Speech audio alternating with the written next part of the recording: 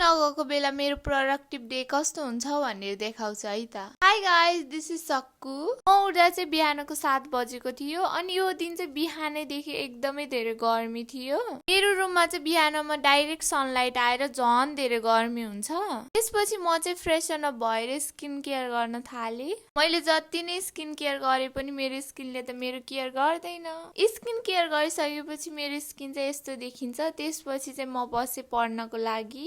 अनि आजभोलि चाहिँ दिनहरू कति छिटो बितेको। मेरो यति धेरै सिलेबस बाँकी छ पढ्नको लागि। म कसरी सक्नु, अब एक्जाम आउनै आँटिसक्यो। बिहानको स्टडी सेसन सकेर म चाहिँ गएँ पसल सामानहरू लिनको लागि। त्यसपछि चाहिँ मैले दिउँसो खानुको लागि ओट्स मिल बनाउन लागि यसको रेसिपी चाहिँ म सुट गरेर राखेको छु। छिटै नै पोस्ट पनि गर्नेछु। अनि त्यसपछि चाहिँ मैले खाना पनि पकाएँ।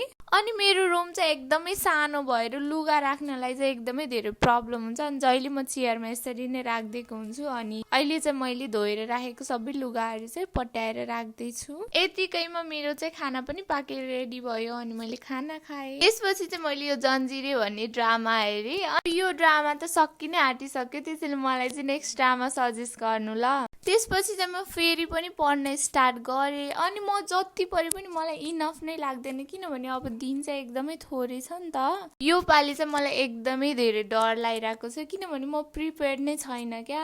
त्यसपछि चाहिँ ओट्स पनि रेडी भयो अनि मैले चाहिँ ओट्स खान थालेँ। ओट्स खाँदै म चाहिँ फेरि पढ्न थालेँ। त्यसपछि चाहिँ बेलुकातिर चाहिँ म हटिया गएको थिएँ तरकारी लिनको लागि। And follow for more such video.